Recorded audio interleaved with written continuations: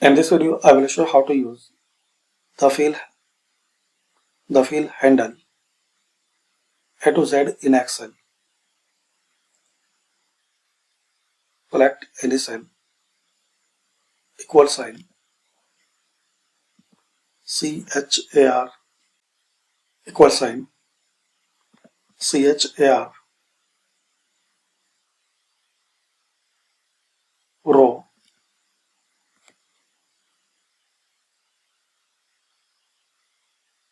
A65. Now close bracket, then press enter. Now you have the A. Now drag and drop like this.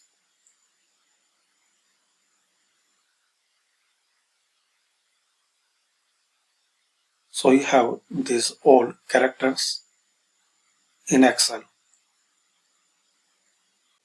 So this is the short and easy way to fill handle in Microsoft Excel.